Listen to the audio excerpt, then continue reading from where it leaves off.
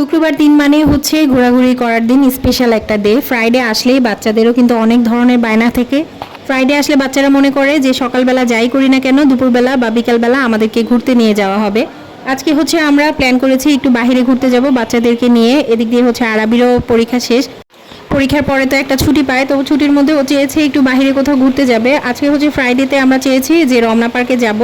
এর জন্য আমরা একটু বিকাল বিকালেই বের হয়েছি, মানে রৌদ্র থাকা অবস্থায় বের হয়েছি, কারণ হচ্ছে এখন তো খুব তাড়াতাড়ি সন্ধ্যা হয়ে যায়, তাই আমরা হচ্ছে একটু আগে আগে বের হয়েছি। তো রমনায় এসে ঢুকে গেলাম। রমনায় কিন্তু ঢুকতেই একদম মাথাটা ঘুরে গেছে, কারণ হচ্ছে এত পরিমাণে মানুষ ছিল। অনেক মানুষজন থাকার কারণে হচ্ছে ভালো লেগেছে, যেহেতু জায়গাটা অনেক বেশি বড় ছিল। আমরা অনেক বেশি হাঁটাহাঁটি করার পরে এখানে এসে একটু বসছি। আনাবিয়া এত বেশি দৌড়াদৌড়ি করেছে, তো ওকে বললাম যে মা এখানে একটু বসো। ওর বাবা আমাদেরকে এখানে বসিয়ে দিয়ে ওর বাবা একটু নামাজে গিয়েছিল, তো আমরা এখানে বসে কিছুক্ষণ ওয়েট করতেছিলাম।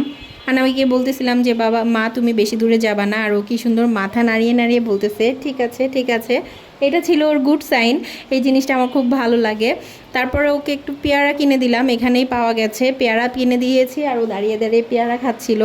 তো বাচ্চাদেরকে নিয়ে বের হলে কিন্তু ওদের কাছে অনেক বেশি ভালো লাগে, কিন্তু বড়রা আমরা কি করব, সময় হয়ে ওঠে না। যতটুকু সময় পাই একটু রেস্ট নেওয়ার চেষ্টা করি, কিন্তু কি করব, বাচ্চাদের আবদার রাখতেই হবে। এরপরে হচ্ছে ওর বাবা চলে আসে, বাবা আসার পরে বাবাকে জ্বালানোর পালা। এখন হচ্ছে বাবা আর ছেলে আর মেয়ে মিলে গাছের মধ্যে উঠে ছবি তুলবে। এখানে গাছের মধ্যে হচ্ছে আরাবি প্রথমে উঠছিল, তো আনাবিয়া এখন হচ্ছে বায়না করতেছে যে আরাবির মতো হচ্ছে গাছে উঠবে। বড় ভাই যা করবে তারও সেটা করা লাগবে। আর বাবাকে তো একেবারে নাকানি চোবানি দিয়ে ফেলছে, এত বেশি জ্বালাচ্ছিল। আজকে এখানে অনেক বেশি হাঁটাহাঁটি করা পড়েছে। রমনার মধ্যেই একটা বাচ্চাদের পার্ক আছে, এখানে শুধু বাচ্চাদের প্লে জোনের মতো অনেক কিছু প্লে করা যায়।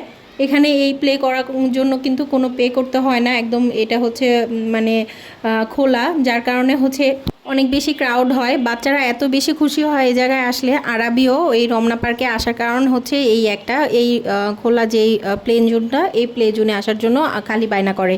তো এখানে আসার পরে দেখলাম একটা কোনো রাইডেই উঠতে পারবে না, সবগুলোতে এত বেশি মানুষ। আসলে ফ্রাইডেতে কোথাও বের হয়ে কোনো শান্তি নাই, প্রচুর পরিমাণে ক্রাউড থাকে যেখানেই যাই না কেন।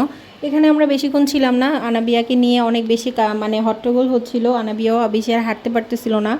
তো আরাবি হচ্ছে যতটুকু পেরেছে একটু এইগুলো হচ্ছে একটুখানি খেলা করেছে, তারপরে আমরা বাসায় চলে যাওয়ার জন্য বের হয়ে গিয়েছিলাম। তো আজকের ব্লগটি আপনাদের কাছে কেমন লেগেছে কমেন্টে অবশ্যই জানাবেন। যদি ভালো লেগে থাকে লাইক কমেন্ট শেয়ার করে পাশেই থাকবেন। বিদায় নিচ্ছি এখানে, আসসালামু আলাইকুম।